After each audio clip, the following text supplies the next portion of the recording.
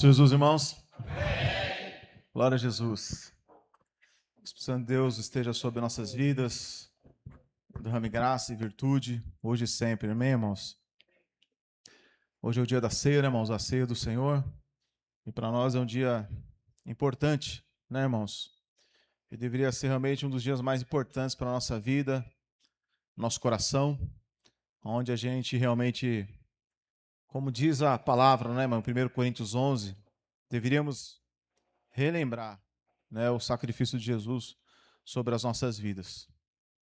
Como estava falando ontem com os irmãos, se não fosse esse sacrifício, a gente nem aqui estaríamos. Estamos aqui por causa do sacrifício de Jesus sobre nós, né, irmãos? Porque a palavra nos ensina que se não fosse por ele, irmão, nós estaríamos condenados. Então nós agradecemos a Deus, né, irmãos, primeiramente, antes de nós falarmos da palavra do Evangelho, em nome de Jesus. Vamos orar mais um instante? Espírito Santo de Deus e Pai de nosso Senhor e Salvador Jesus Cristo. Único Deus, verdadeiro, a vida eterna, Senhor.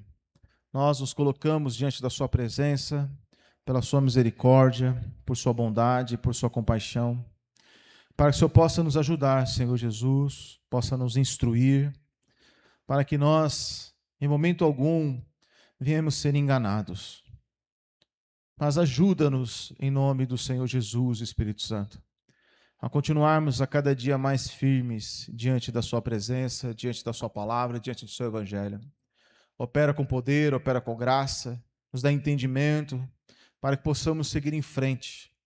Nos sustenta, Senhor, nos fortalece, pelo poder do Teu Espírito Santo. Só o Senhor pode nos ajudar, Senhor. Só o Senhor pode, Senhor Jesus Cristo, agir poderosamente sobre cada coração, sobre cada vida, e é o que nós estamos aqui esta noite. Vamos participar do Seu corpo, do Seu sangue, os quais o Senhor derramou por cada um de nós. Para que hoje pudéssemos ter vida, o Senhor teve que experimentar a morte. Para que pudéssemos ser filhos de Deus, o Senhor se fez carne e assumiu a forma de homem.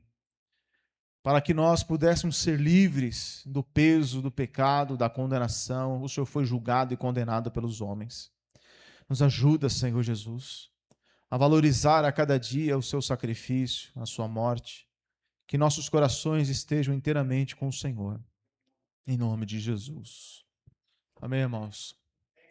Vamos abrir em 1 Coríntios, capítulo 11.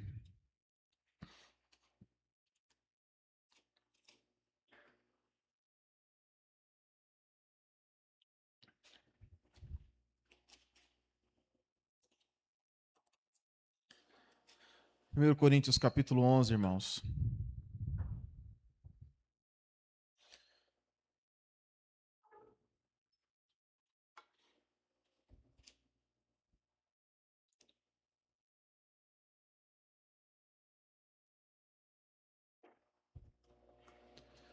A palavra nos ensina assim. Versículo 26.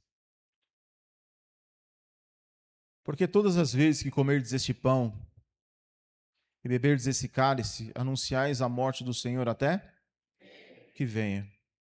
Portanto, qualquer que comer este pão ou beber esse cálice do Senhor indignamente, será culpado do corpo e do sangue do Senhor. E aí a palavra vai dizer: examine-se o homem, pois, a si mesmo, e assim coma deste pão e beba desse cálice. Porque o que come e bebe indignamente, come e bebe para a sua própria condenação, não discernindo o corpo do Senhor. Por causa disso, há entre vós muitos fracos e doentes, muitos que dormem. Porque se nós julgássemos a nós mesmos, não seríamos julgados.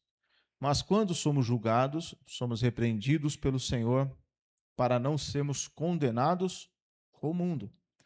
Portanto, meus irmãos, quando vos ajuntais para comer, esperai uns pelos outros. Mas se alguém tiver fome, coma em casa, para que vos não ajunteis para a condenação. Quanto aos demais coisas, fazei quando for ter convosco. Veja, irmãos, quando a palavra diz assim, versículo 29, vamos ler todos juntos, irmãos? Porque dignamente.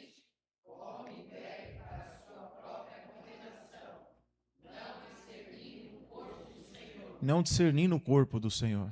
Então, quando a palavra diz para a gente se examinar, né, examine-se, pois, o homem a si mesmo, e automaticamente no versículo 29 ele diz que quando nós não se examina e tomamos indignamente, por quê?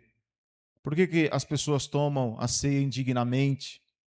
Né? Por que as pessoas elas participam indignamente? Porque elas não discernem o corpo do Senhor. Quem é o corpo do Senhor? Quem é o corpo do Senhor? A igreja. Olha para o lado aí, ó. Tá um pedacinho do corpo aí, ó. Né? Que parte que é do corpo? Eu não sei. Mas você faz parte do corpo do Senhor. Então o apóstolo Paulo, ele está dizendo que se a gente não discerne o corpo do Senhor, não discerne o que é a igreja, não discerne o que é o povo de Deus, o que é o reino de Deus, ele está dizendo que ao participar há uma condenação. Então eu preciso, para participar da ceia do Senhor, eu preciso entender o que é a igreja, o que é o corpo do Senhor. Eu preciso discernir isso daí. Então quando Paulo ele fala essa frase, ele está falando do quê, irmãos? Ele está dizendo para um povo, que é o povo de Corinto, é um povo que estava fazendo de que forma? Por que Paulo ele fala essas palavras? Por que Paulo traz essa pregação para aquela igreja? Porque quando aqueles irmãos se reuniam, eles não estavam preocupados uns com os outros. Eles estavam preocupados apenas em si mesmo. Porque a palavra vai dizer, irmãos, se você voltar um pouquinho aí, ó, no versículo 17, diz assim, ó: Nisto, porém, que vou dizer-vos, não vos louvo, porquanto vos ajuntais não para melhor, senão para pior. Então, irmãos, o que significa a igreja? Um nome. Esse nome igreja não é um nome português. Essa palavra igreja é uma palavra grega, que significa o quê? Ajuntamento, assembleia. Assembleia é o quê? Assembleia é um ajuntamento de pessoas. É o ajuntamento do povo de Deus. O que é a igreja? É quando um povo de Deus se junta. Sozinho eu não sou igreja.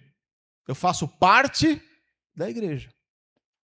Eu não posso dizer eu sou a igreja. Não, eu faço parte da igreja. Eu sou membro do corpo, membro da igreja. Sozinho ninguém é igreja. Lá em Pedro diz que cada um de nós somos que nem pedras vivas. Quando nos juntamos, nos tornamos templo do Senhor. Templo. Então eu e você somos casa de Deus. Existe casa de Deus só com tijolo? Com tijolinho? Pode ser? Se você vê um galho de uma árvore no chão, tá lá o galho de uma árvore, deu uma ventania esses dias aí, não deu? Caiu uns pés de árvore, não caiu, irmão? Um irmão que mexe com planta, né? Com árvore, essas coisas. Se você vê um pé, se você vê um galho no chão, você vai olhar para aquele galho e vai dizer, isso aqui é uma árvore? Vocês vão dizer? Não. Só que aquele galho pode dizer, eu sou uma árvore, se ele quiser. Eu sou uma árvore. Só que quem olha de fora vai ver que aquilo ali é apenas um galho. Fora da onde? Da árvore. Fora da árvore. Então, assim como um tijolo não faz uma casa, mas muitos tijolos fazem uma casa, assim como um galho não é uma árvore é toda uma estrutura, assim é uma pessoa. Ela precisa do corpo de Cristo. Ela precisa estar incluída no corpo de Cristo e o seu corpo espiritual. Então, irmãos, essa igreja de Corinto, que tinha essa igreja na época do apóstolo Paulo, que ele pregou, que ele fundou, né? A palavra vai dizer, versículo 17 novamente, nisto, porém, que vou dizer-vos, não vos louvo, porque vos ajuntais não para melhor, senão Então, quando nós nos ajuntamos, tem que ser para pior ou para melhor? Para melhor. Quando nós saímos daqui, nós temos que sair como? Edificados, exortados e consolados, como diz lá em 1 Coríntios. É para isso que significa ajuntamento, igreja, assembleia de pessoas. Quando nos ajuntamos, é para sairmos daqui melhor. Para sairmos daqui edificados. Sairmos daqui com entendimento da palavra, revestido de louvor. Quando nós estamos louvando, irmãos, a gente tem que ter total atenção no louvor. Porque o louvor não é só uma alegria, o louvor também é uma humilhação. Quando nós louvamos, nós também se humilhamos diante de Deus. Quando louvamos, nós estamos reconhecendo a grandeza de Jesus. Não é uma música qualquer do mundo, não. O louvor não é algo que você se entrega a Deus. Quando você louva, diz lá em 1 Coríntios, quem louva, louva com entendimento. Louvar com entendimento é saber o que está cantando, saber o que está louvando. É ter entendimento do que está escrito nas letras. E dizer, olha, Jesus está falando comigo. Ou você começa a louvar e ver a grandeza de Jesus Cristo. Como nós louvamos o último louvor aqui agora, né? O louvor onde fala do sofrimento de Jesus.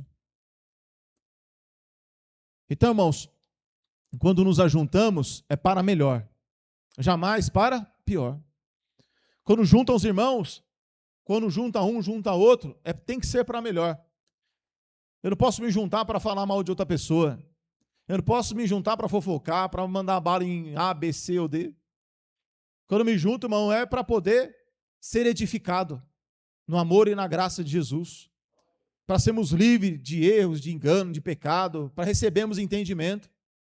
Não é, irmãos? Tem que ser isso. A gente fala de outras coisas, né? Aí você vai falar do trabalho, você vai falar de outra coisa, mas não só disso.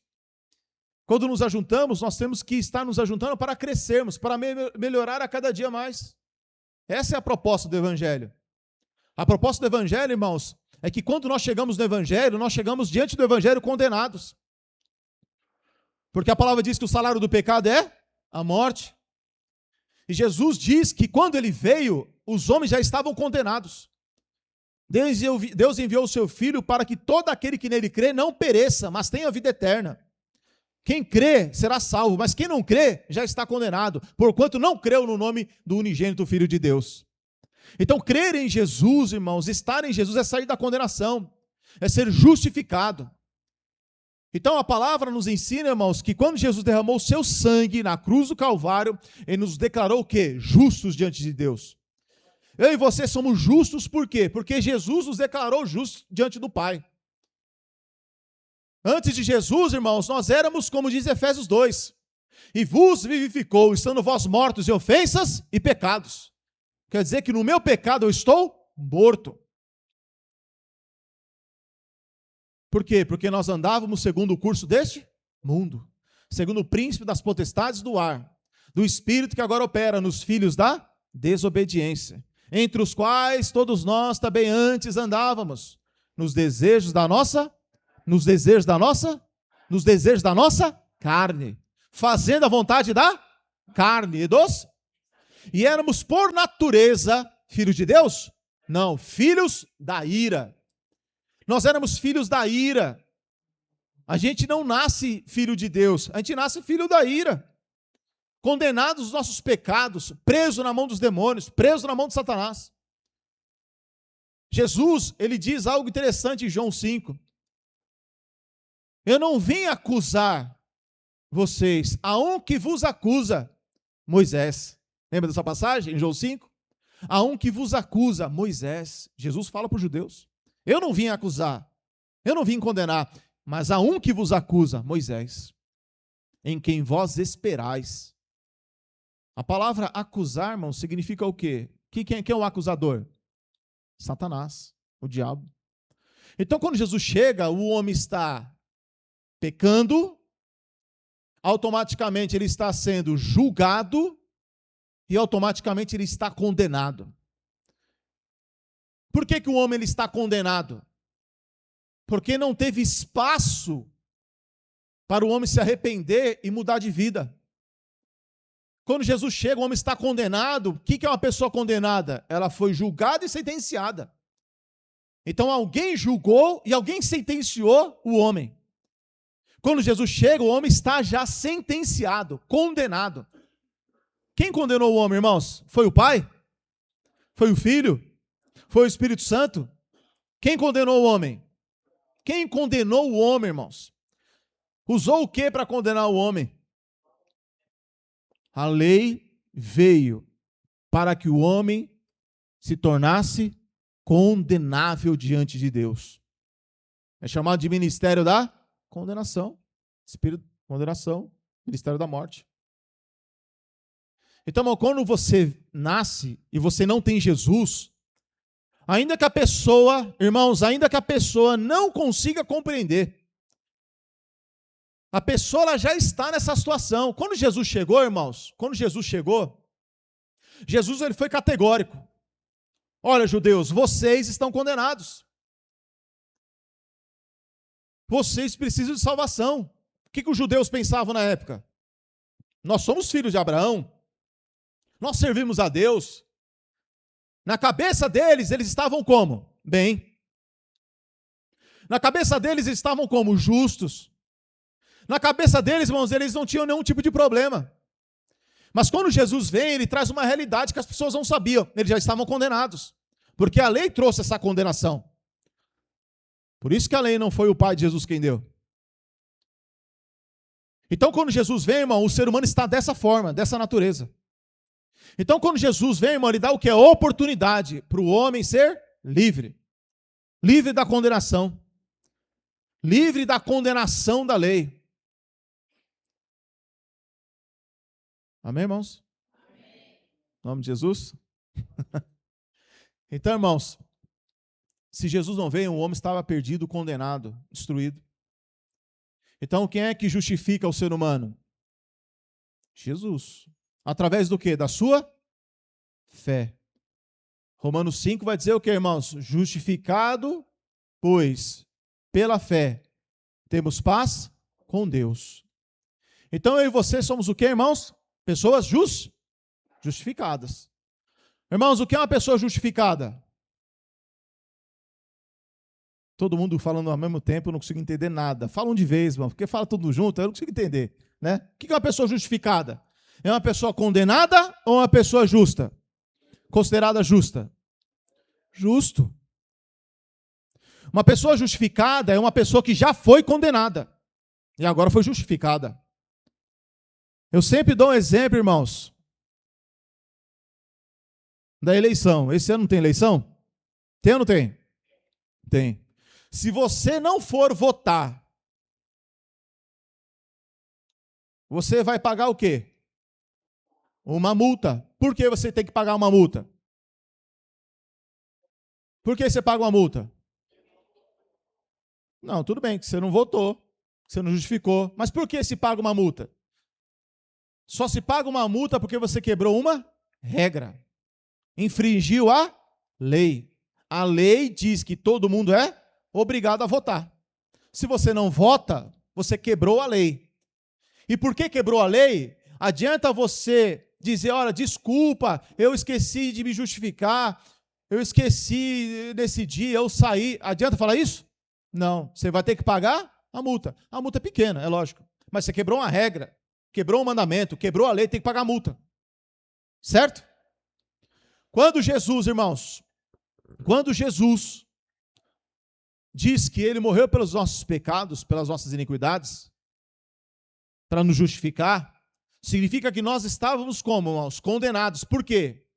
Porque a gente deixou de votar? Não. Você só não paga uma multa quando você deixa de votar, você só não paga essa multa se você for fazer a sua justificação. Agora, irmãos, eu estou falando de coisa material, espiritualmente falando. Quantos aqui já quebraram os 10 mandamentos?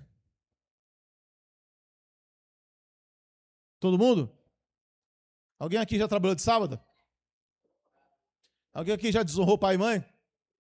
Já mentiu? Já cobiçou? Já adorou outros deuses? Já?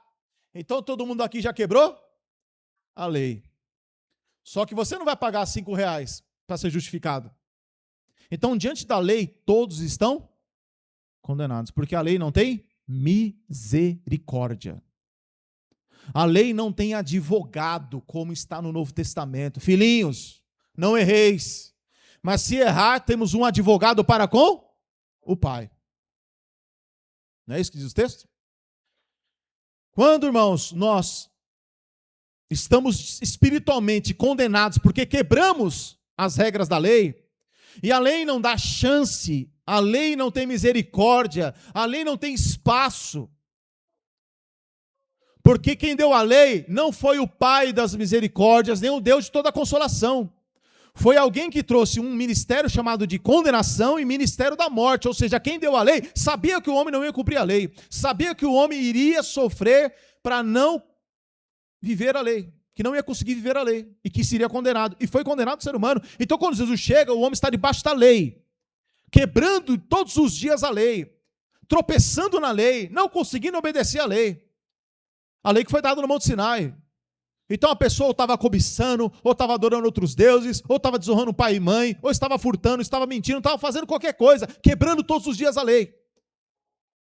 Eu pergunto para os irmãos, mesmo depois de Jesus, da sua vida, quantas vezes você quebrou os mandamentos do Velho Testamento? Quebrou ou não quebrou? Quebrou. Se não fosse Jesus, a gente estaria como, irmãos? Morto, apedrejado. Morto fisicamente, muitas vezes, mas espiritualmente, certeza, morto. Então, Jesus, irmãos, que é o fim desse regime de pecar e condenar, Jesus, ele acaba com isso. Romanos 10:4 diz que o fim da lei é Cristo. Sem Cristo não tem fim da lei, e se não tem fim da lei, também não tem fim da condenação. Não tem fim da opressão, das maldições. O fim da opressão, da maldição e da condenação é Cristo. Então, se Cristo não vem, estávamos perdidos.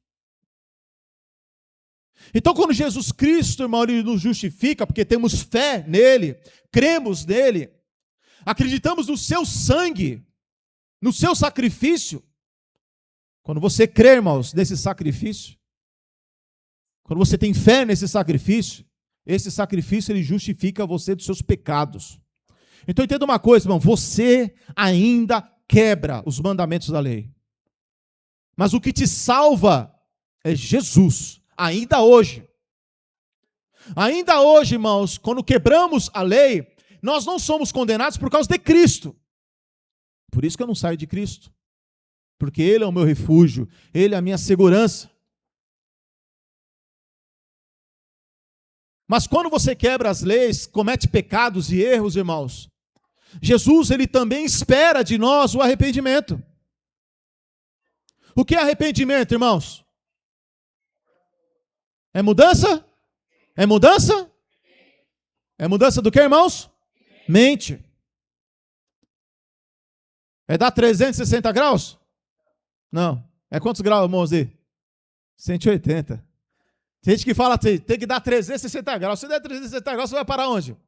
No mesmo lugar. A pessoa fala, vou dar 360 graus. Ela vai continuar indo para o inferno.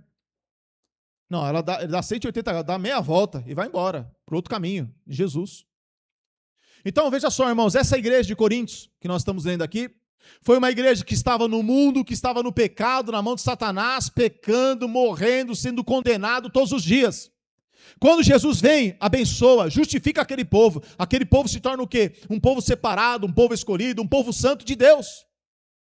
Assim como nós, gentios, adoradores de ídolos, vivendo no pecado, no engano, na maldade, na iniquidade, a gente era esse povo aqui de Corinto. E Jesus nos chama e nos declara justos diante de Deus. Quando Deus olha lá de cima, ele vê um homem e uma mulher justo, mas por causa da minha justiça? Não. Porque eu erro ainda todos os dias, eu peco, eu falho. Mas ele me vê justo por causa de Cristo. Cristo me faz ser justo. Faz você ser justo. Mas essa igreja que foi justificada, ainda ela precisa ser aperfeiçoada.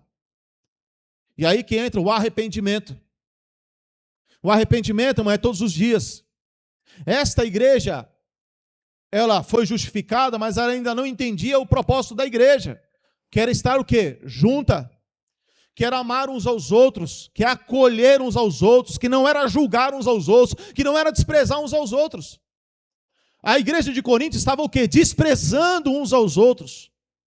A igreja de Corinto estava olhando com o olho torto para o irmão, para a irmã, achando que um era melhor, que o outro era pior. Era isso que estava acontecendo aqui. Então, no versículo 17, irmãos, vamos ler todos juntos aí novamente. 1, 2, 3, está escrito aí, irmãos?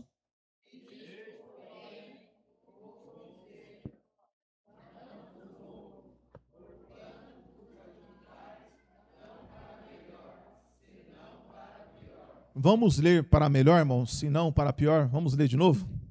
Vamos ler como se tivesse tomado café da tarde, tá? 1, 2, 3.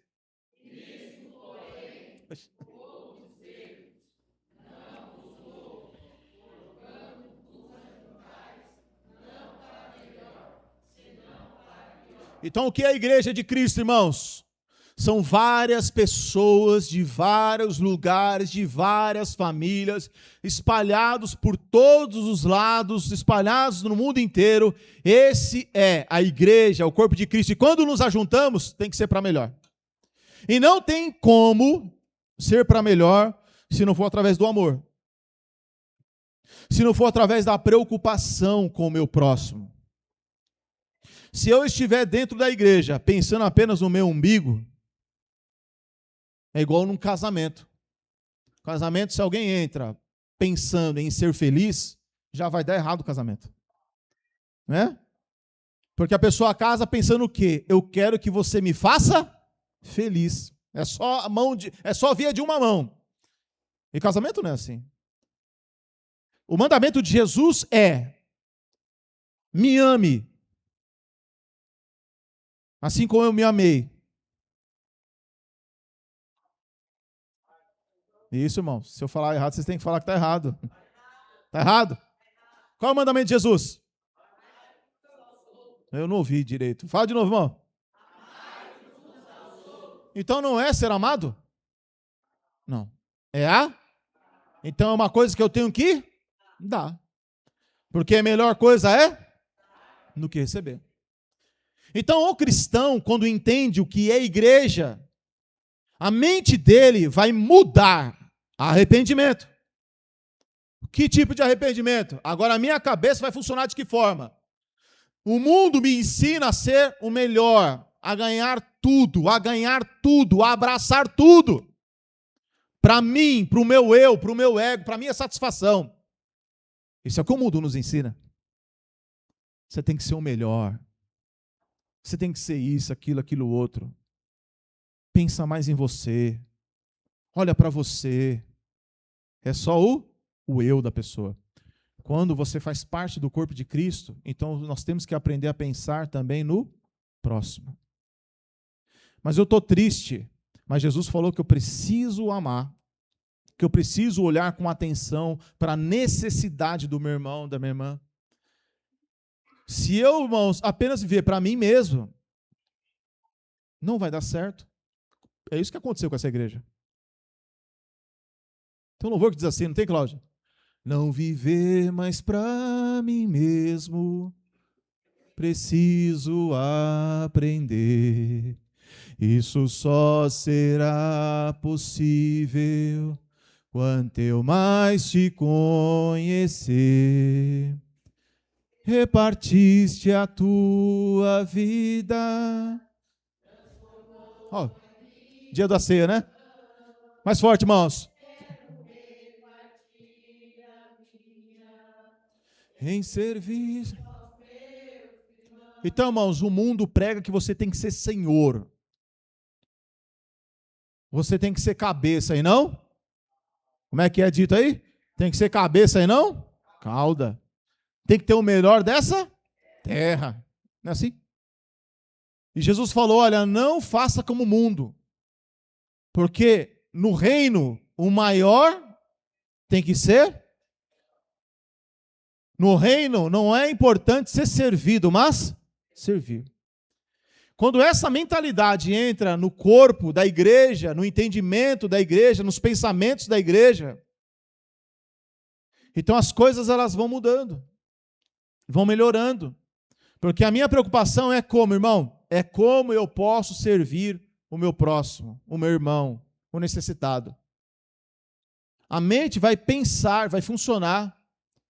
Então, irmãos, engloba muita coisa. Engloba você dar entendimento, você ajudar, você mandar uma mensagem, você se preocupar, você orar, você interceder, você jejuar por uma pessoa, saber das necessidades para poder ajudar. Irmão, é muita coisa, você passa a se preocupar. Porque, irmão, tem muita coisa na nossa vida para a gente se preocupar com nós mesmos já, mas tem muita coisa mesmo. O mundo nos ensina assim, mas nós estamos aprendendo de Jesus. Estamos aprendendo de Jesus. Então, quando essa igreja se reunia, não era para melhor, era para pior. Por quê? Porque é uma igreja que ainda estava sendo aperfeiçoada. Aí, continuando o texto. Porque antes de tudo, ouço que, quando vos ajuntais na igreja, há entre vós o quê? Dissensões, e em parte creio. E até importa que haja entre vós heresias, para que os que são sinceros se manifestem. Então, irmãos, Paulo está dizendo assim, olha, às vezes vai acontecer... O que é heresia, irmãos? O que significa a palavra heresia? A palavra heresia, irmão, significa quando se coloca ou quando se fala algo para distorcer, para repartir, para dividir a casa de Deus. É quando há falatório, mexerico, fofoca, é quando existe aquela situação para dividir, e Jesus mesmo fala, casa dividida não vai existir mais, ela vai cair. Porque nem no reino de Satanás é permitido isso. Jesus Cristo, ele deixa muito claro que nem o diabo permite divisão na casa dele, porque ele sabe que é uma derrota certa. Então o povo de Deus, irmãos, ele precisa ter o entendimento, amar, suportar. Você achou aí, Tom? Pode falar, irmão. Heresia, teoria, ideia, prática que nega ou contraria a doutrina estabelecida. De novo, devagarzinho. Teoria, ideia ou prática que nega ou contraria a doutrina estabelecida. Então existe uma doutrina estabelecida. Aí chega alguém e começa a contradizer essa doutrina. Começa a contradizer a doutrina, a pregação do evangelho. Aí a palavra está dizendo, importa que haja entre vós o quê? Alguém que se levante contra o evangelho. Para quê? Para que os que são sinceros se manifestem. Olha, o evangelho não diz isso. O amor de Jesus não diz isso. Então, o que estava acontecendo na igreja de Corinto, irmãos, era o quê? Estava havendo muitos problemas. Para que no meio desses problemas se manifestasse o quê? Os sinceros. Continuando, irmão. De sorte que, versículo 20, né? De sorte que quando vos ajuntais num lugar, não é para comer a ceia do Senhor. Aí ele vai explicar, irmãos, versículo 21. Porque comendo cada um toma antecipadamente a sua própria ceia. E assim um tem fome e outro embriaga-se. Então o que estava acontecendo dentro da igreja? Os irmãos que chegavam mais cedo, já mandavam para dentro lá o pão e parece que tomava vinho de verdade lá. É isso aí? Ou a pessoa fica embriagada com suco de uva? Alguém se embriagou com suco de uva aqui já? Não tem como, né, mano? Então eles usavam o que na ceia? Vinho. Só que eles pegavam aquele vinho e enchiam a cara dentro da igreja. Na igreja de Corinto. Então na ceia, eles não estavam preocupados com a ceia. Eles estavam preocupados consigo mesmo. Então, agora nós vamos entender quando Paulo está dizendo assim, versículo 27. Portanto, qualquer que comer e beber o cálice do Senhor indignamente será culpado do corpo e do sangue do Senhor. Examine-se, pois, o homem a si mesmo, assim coma deste pão e beba desse cálice. Por quê? Porque o que come e bebe indignamente, come e bebe para a sua própria condenação, não discernindo o corpo. Então, qual era o problema da igreja de Corinto? O que era não discernir o corpo do Senhor? O que era não se examinar? Eles tinham que entender o que era igreja. Eu faço parte de uma igreja. Eu faço parte do corpo de Cristo. E quem faz parte da igreja, que faz parte do corpo de Cristo, não faz parte mais do mundo. Não faz mais parte da corrupção, do engano, da mentira, das heresias, da falsidade, do engano. Ele faz parte do corpo de Cristo. E o corpo de Cristo anda de outra forma, pensa de outra forma, vende, compra de outra forma, age de outra forma, reage de outra forma. Porque ele faz parte do corpo de Cristo.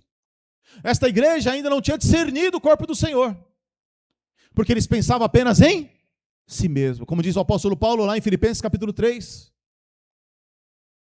que muitas pessoas se tornam inimigas da cruz de Cristo, cujo Deus delas é o ventre, que só pensa nas coisas terrenas.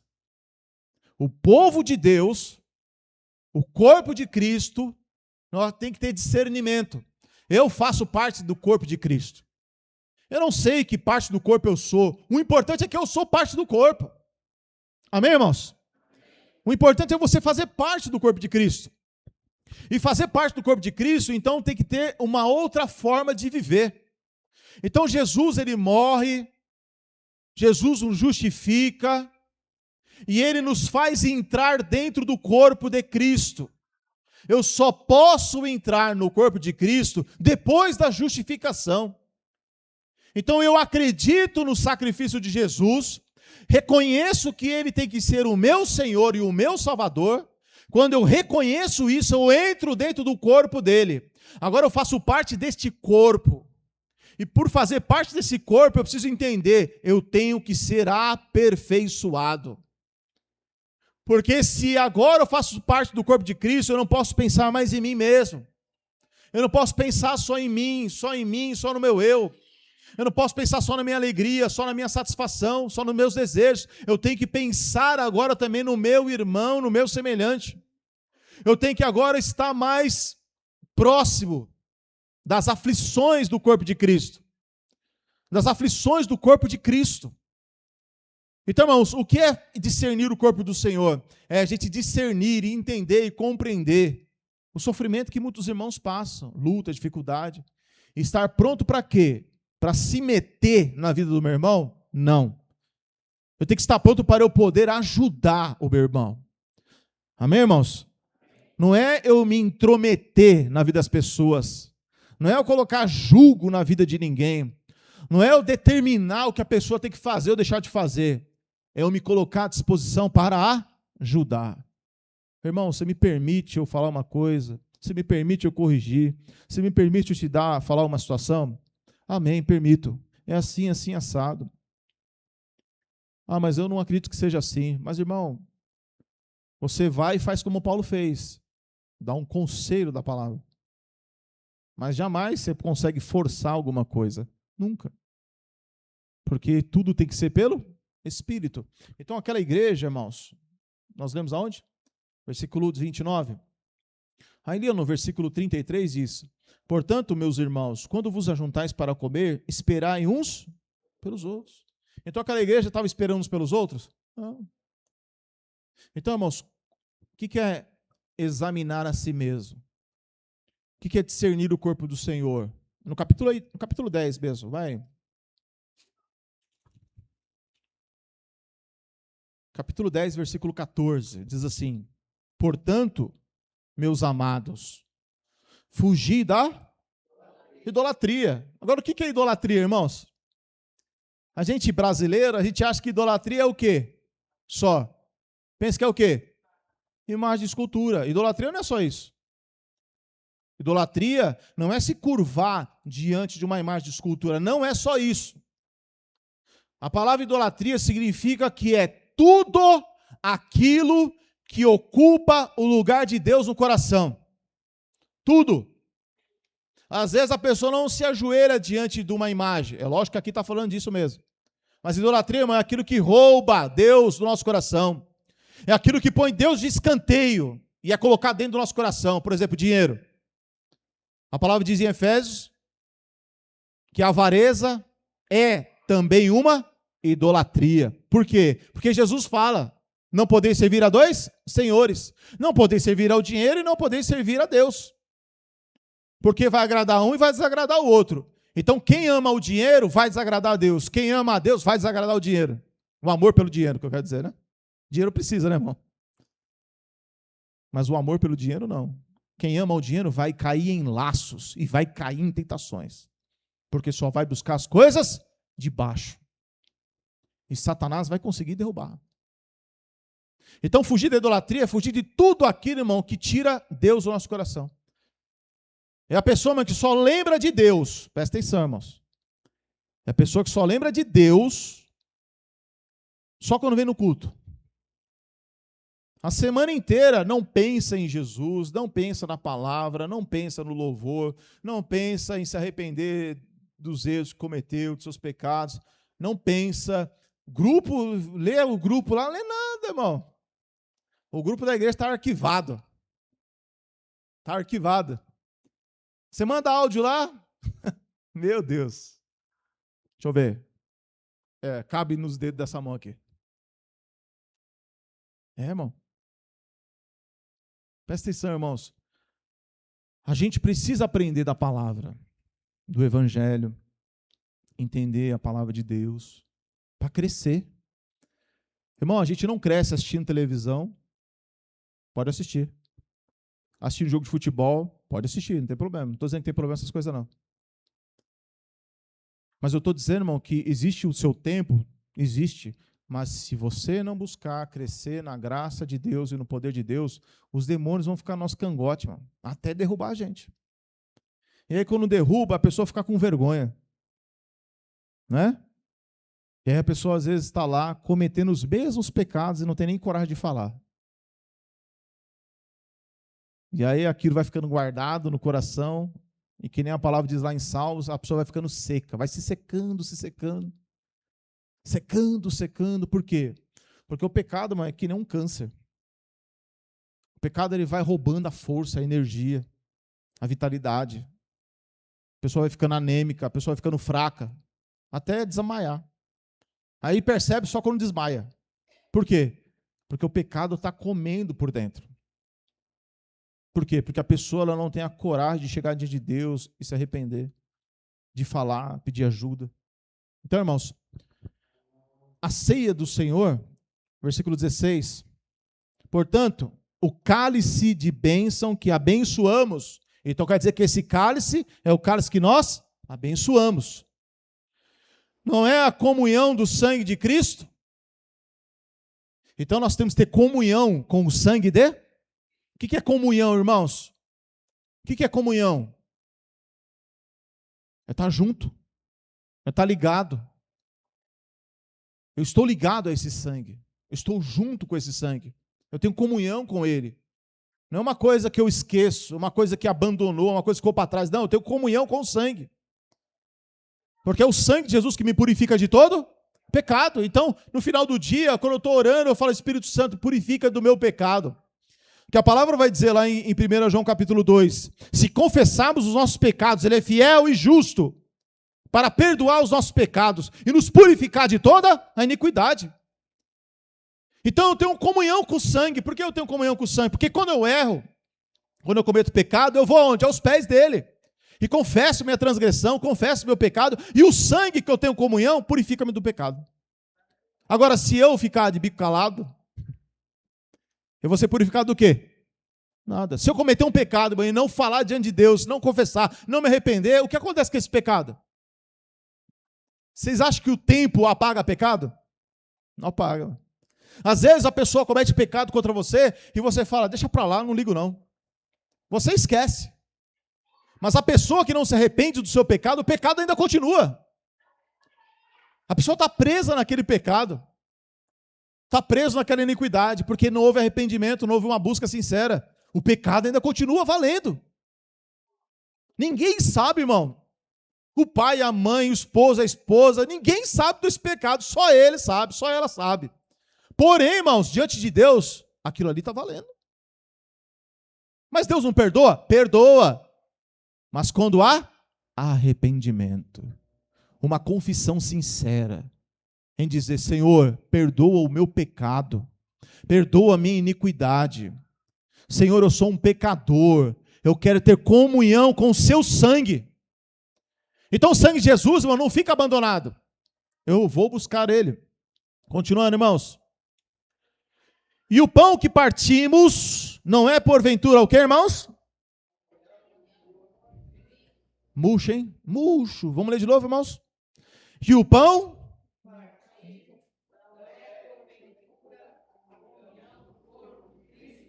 Mais forte. 1, 2, 3. Peraí, vamos ler de novo, né, irmão? A gente está lendo no versículo 16. Vocês estão aí nesse mesmo texto?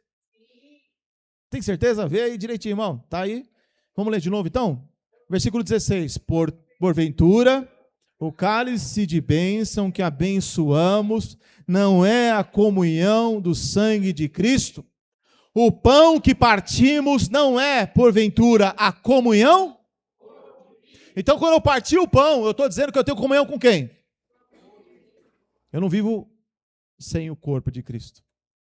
Quando eu estou partindo o pão, quando eu estou com esse pedacinho de pão, representa a minha comunhão com o corpo de Cristo. É disso que o texto está dizendo. Então, antes de Paulo entrar corrigindo no capítulo 11, ele está explicando aqui o que é a ceia. Então, aqueles irmãos estavam pecando, desprezando, estavam faltando com amor. Eles não estavam nem aí um para o outro. E eles estavam tomando o cálice, sem se arrepender daqueles pecados. Então, Paulo está dizendo, vocês deveriam, antes de tomar a ceia, se arrepender desses seus pecados. Paulo está dizendo que antes de partir o pão, nós deveríamos se lembrar do quê? Do corpo de Cristo. Eu faço parte do corpo de Cristo. E como eu faço parte do corpo de Cristo, agora eu tenho que aprender com Cristo como eu devo ser para pertencer e permanecer no corpo de Cristo. Versículo 17, irmãos, todos juntos. 1, 2, 3. Como é que diz aí?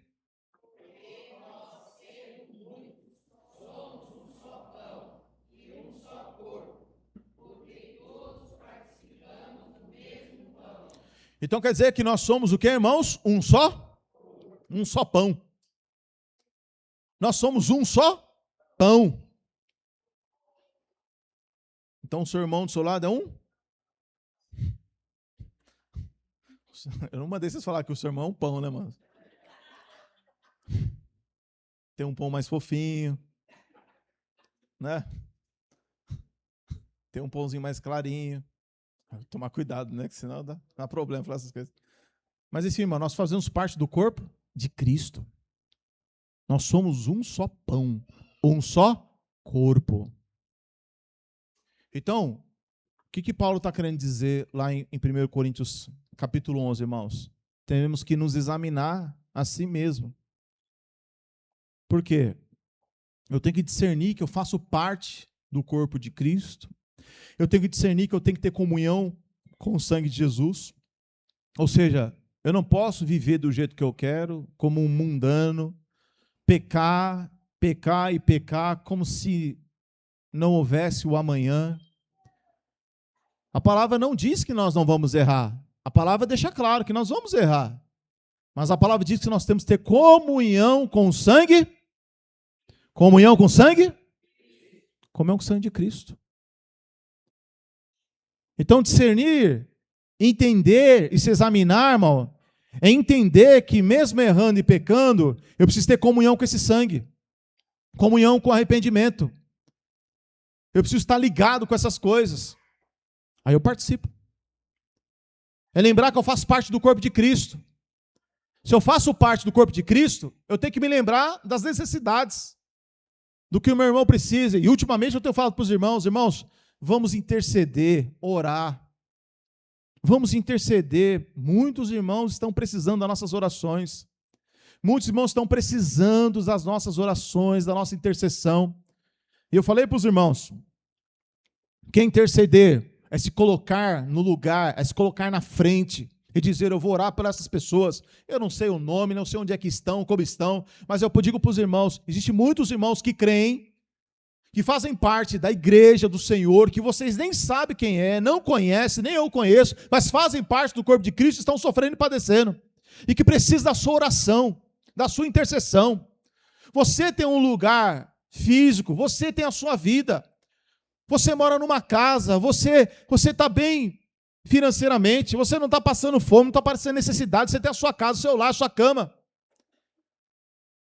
Você tem culto terça, você tem culto quinta, você tem culto sábado, você tem... Aqui a gente não vai falar do outro nome, não vai pregar que a lei foi dada. Não, a gente não vai falar essas coisas. A gente crê em Jesus.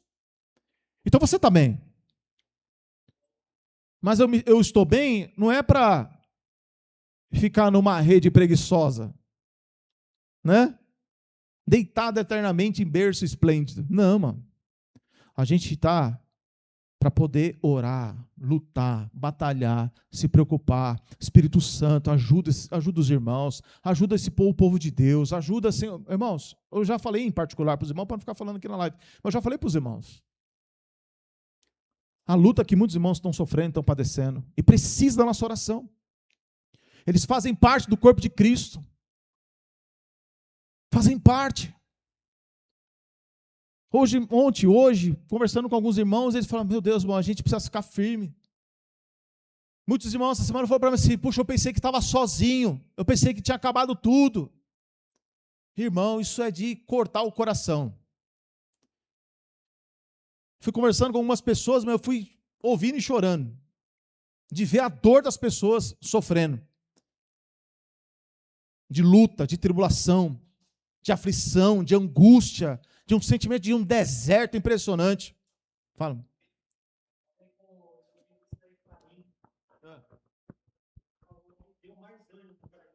Deu mais ânimo, exatamente. Meu irmão falou, puxa, os irmãos estão pregando a palavra, a irmã mesmo estava falando ontem para mim, irmão, segue firme, prega a palavra, continua.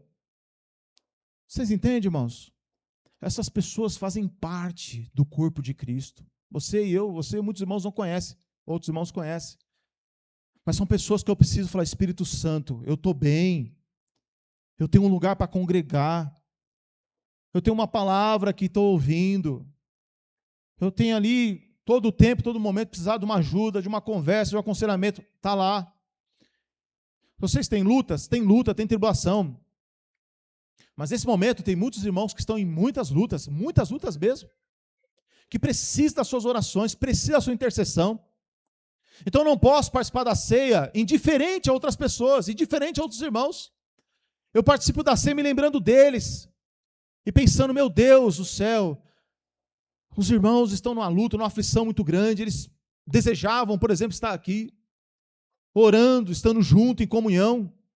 Então, irmão, primeiro, vamos valorizar o que já temos, e orar e interceder por essas pessoas, hoje e sempre. E sempre, irmãos, orando e intercedendo. Amém, irmãos? Vamos orar já, irmãos, para a ceia, que senão vai ficar tarde. E eu falo pouco, né, irmãos? Então, vamos ficar de pé, irmãos, em nome de Jesus.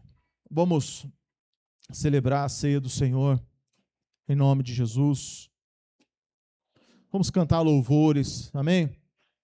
E depois que a gente cantar os louvores, participar da ceia, irmãos, eu preciso, depois de uma atenção especial, infelizmente nem todos os irmãos puderam estar vindo hoje, né?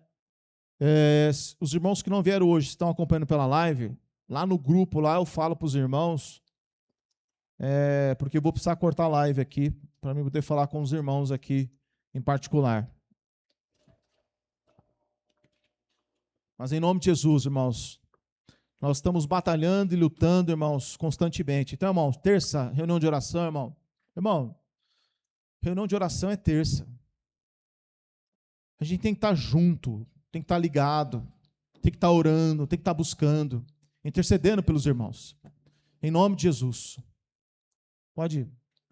Em nome de Jesus, irmãos.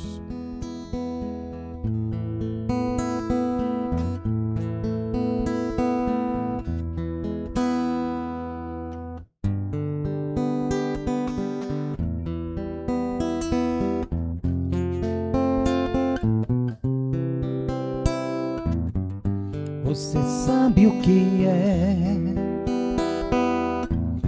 arrependimento?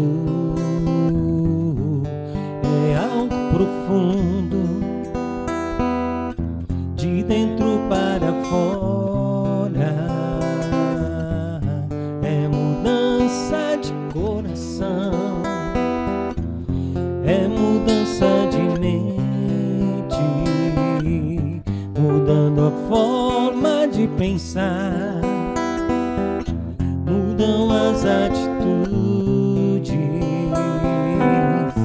Arrependimento é a solução. Arrependimento é transformação.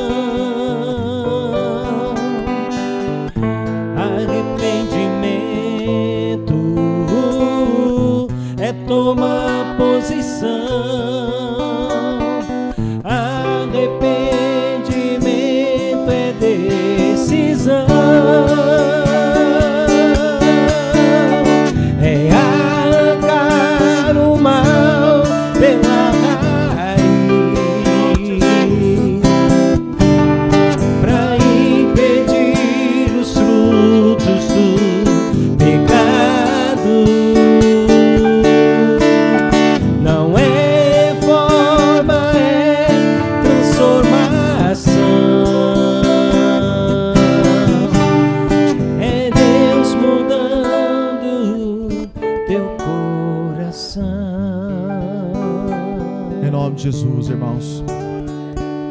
Nós vamos orar, depois nós vamos ler o texto e participar do corpo do Senhor. Amém, irmãos? A palavra vai nos instruindo em todas as coisas, irmãos. Vamos orar. Senhor Jesus, Deus de infinita graça e misericórdia, obrigado pelo seu sacrifício, Senhor Jesus, pois é através dele que somos justificados dos nossos pecados. E através da sua morte naquela cruz, o castigo que nos traz a paz estava sobre ele. Pelas suas pisaduras fomos sarados. Em teu corpo, Senhor Jesus, o Senhor recebeu a sentença e a condenação, para que hoje pudéssemos ser salvos, justificados e livres da condenação. Obrigado, Senhor Jesus Cristo, pelo seu infinito amor para conosco. Nós, neste momento, Senhor Jesus, assim como o Senhor abençoou e deu graças, nós te rendemos graças neste momento pelo seu corpo. E abençoamos, Senhor Jesus Cristo, este pão, que representa, Senhor Jesus Cristo, o seu corpo. E cremos que o Senhor se faz presente nesse momento, através desse símbolo, Senhor Jesus, ao qual o Senhor se faz presente neste momento, neste ato ao qual nós cremos, em nome de Jesus. A palavra diz assim, irmãos: porque eu recebi do Senhor o que também vos ensinei, que o Senhor Jesus, na noite que foi traído, tomou o pão, e tendo dado graças, o partiu e disse: tomai e comei, isso é meu corpo que é partido por vós, fazei isso em memória de mim. Os irmãos podem participar, em nome de Jesus, irmãos.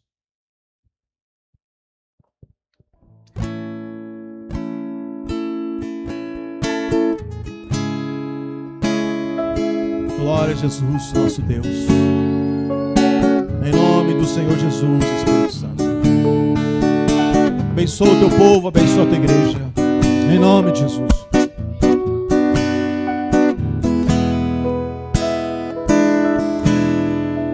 Recebi um novo coração do Pai.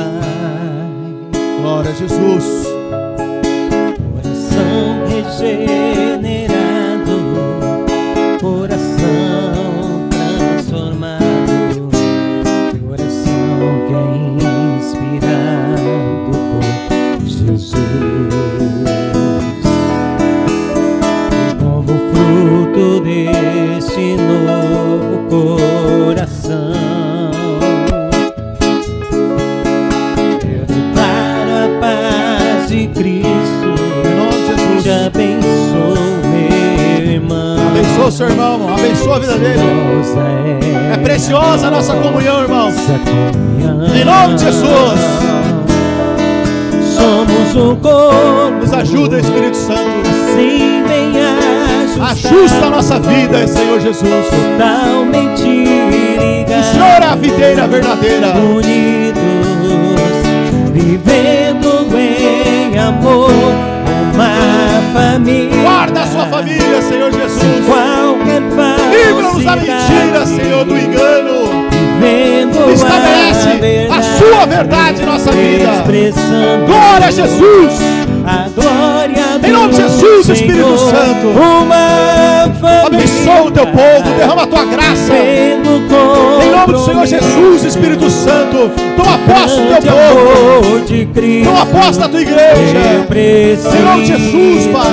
De ti, querido irmão, precioso és para mim, querido.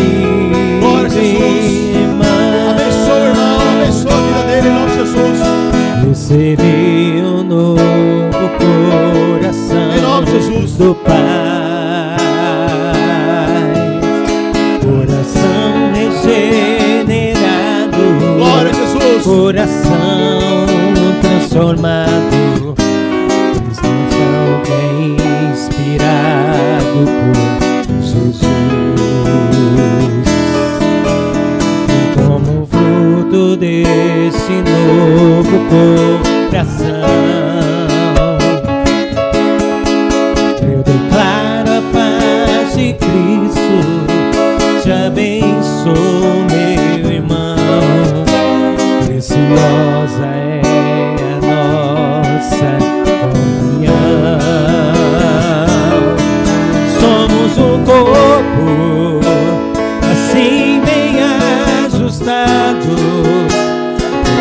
totalmente ligados, unidos, vivendo em amor, uma família, sem qualquer falsidade,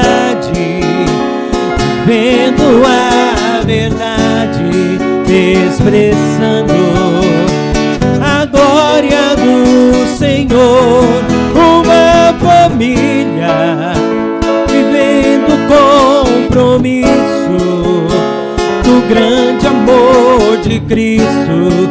Eu preciso de ti, querido irmão, precioso és para mim, querido irmão, eu preciso de ti, querido irmão, precioso és para mim, querido irmão.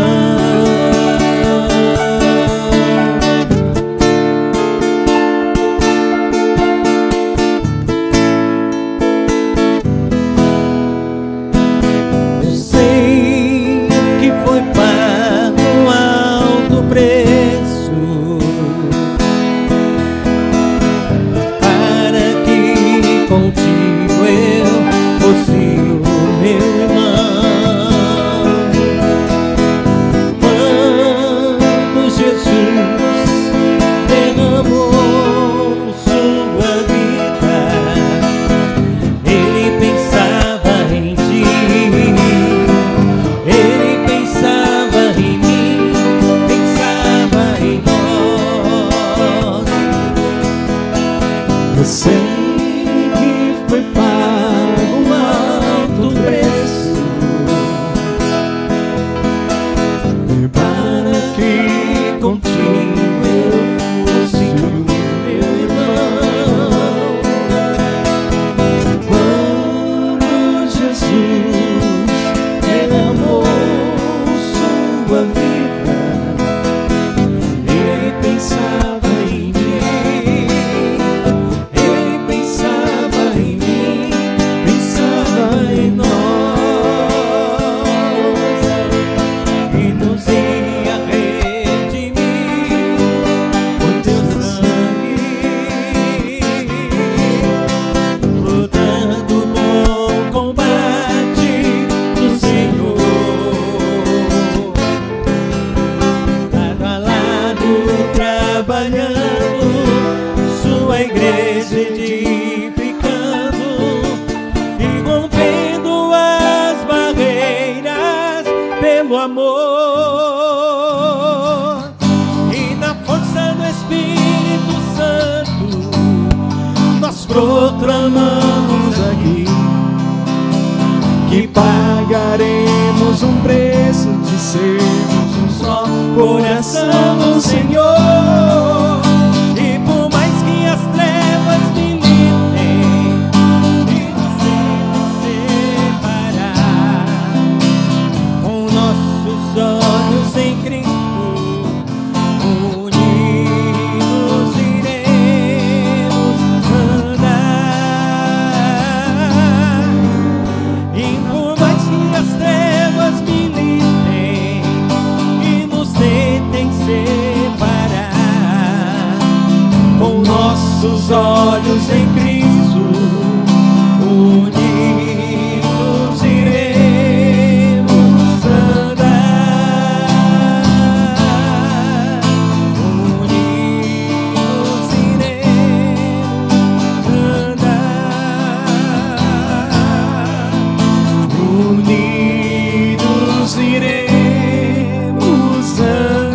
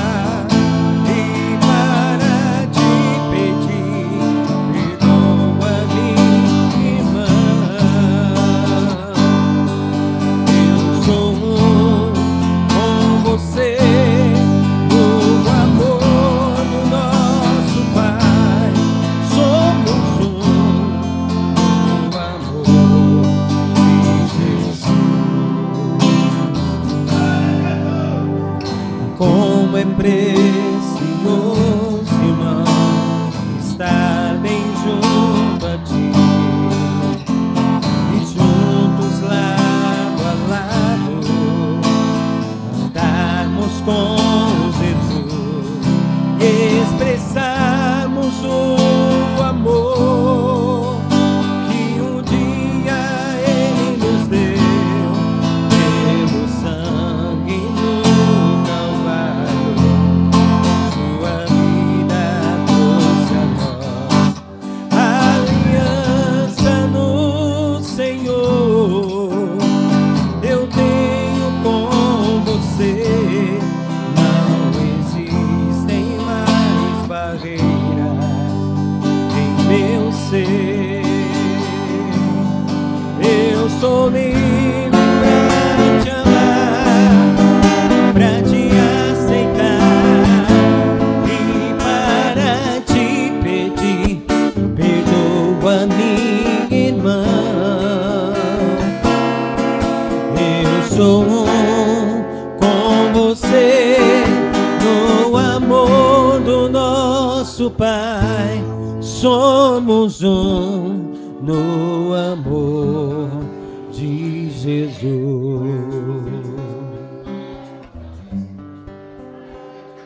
Irmão, não, deixa acesa aí. Apaga, quer dizer. Apaga, vai continuar louvando um pouquinho aqui. Como é que nós louvamos agora, irmão?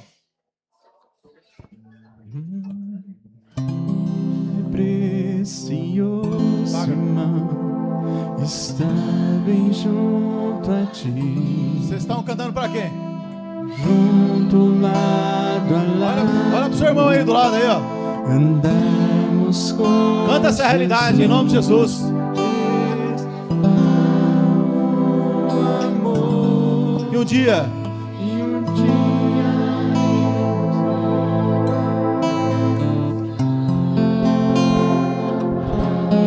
tá baixo, Cláudio. Tá baixo, irmão, né? aliança no Senhor. Eu tenho com você, não Amém, irmãos? existem mais Não pode haver barreiras em nosso ser. em meu Jesus já ser. derrubou a parede de separação que estava no meio. Eu sou livre pra Glória te a amar, Jesus. pra te aceitar. Sim, Senhor. E para te pedir, perdoa, minha irmã. Eu sou um com você no amor do nosso Pai.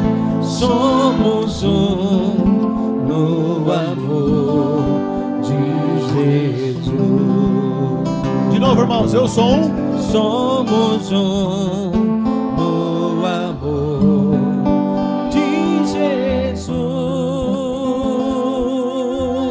Nós somos um, irmão, por causa de Jesus. Somos um por causa do seu sacrifício.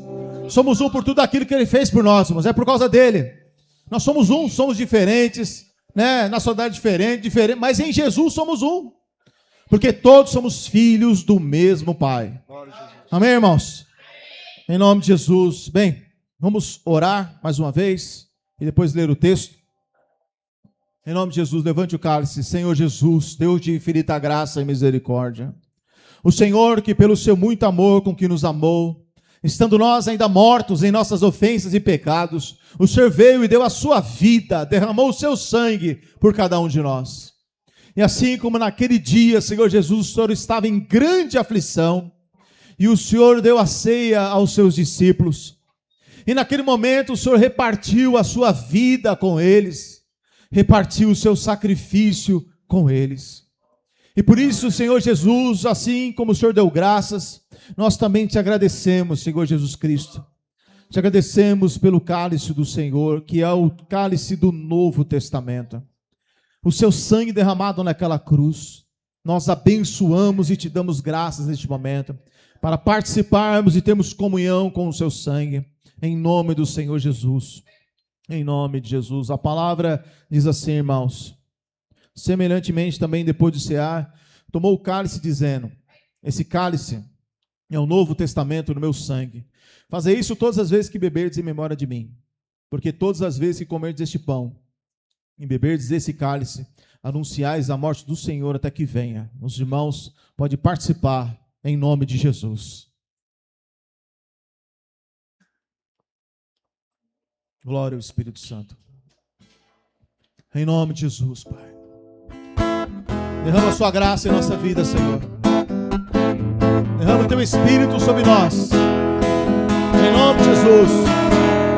Nós somos o povo a quem Deus libertou. Verdadeiramente somos livres.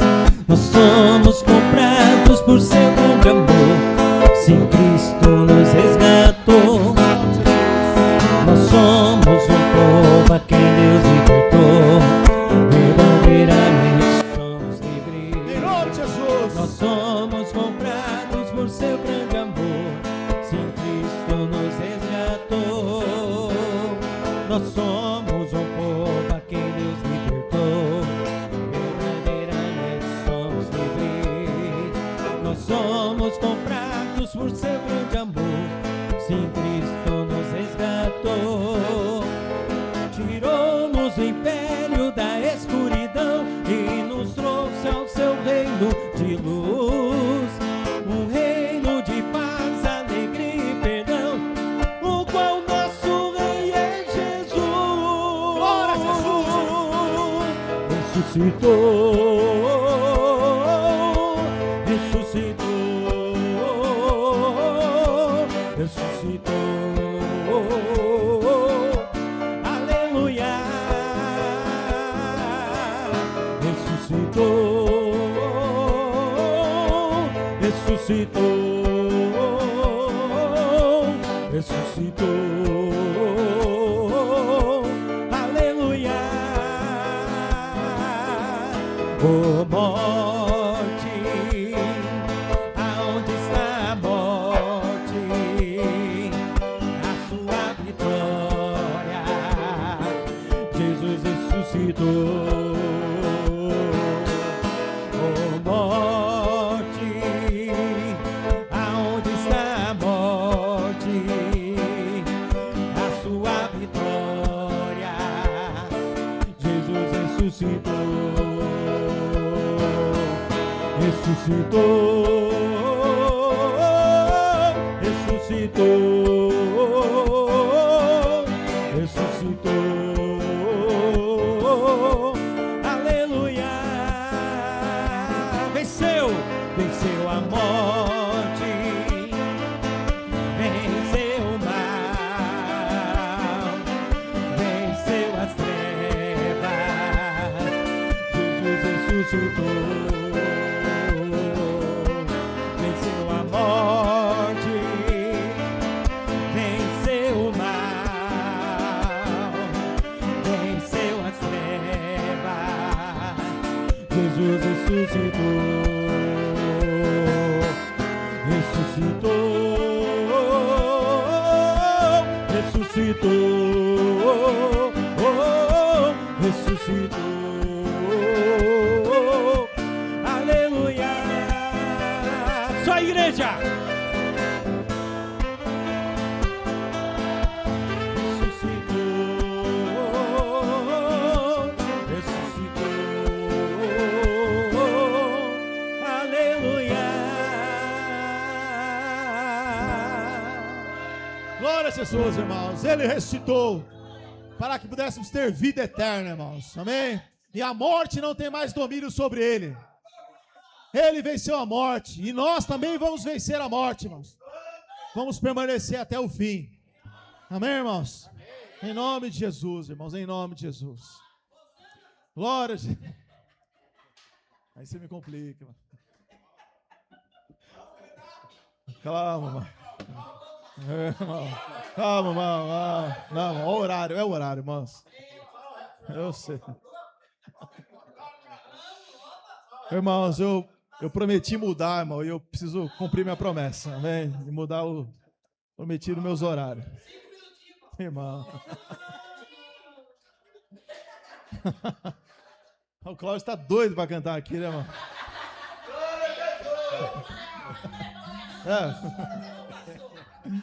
Ah, meu Deus.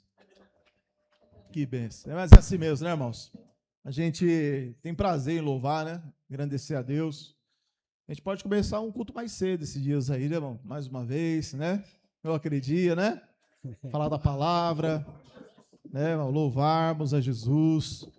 Bater palma até ficar vermelho, irmão. Até fazer calo, né? Em nome de Jesus.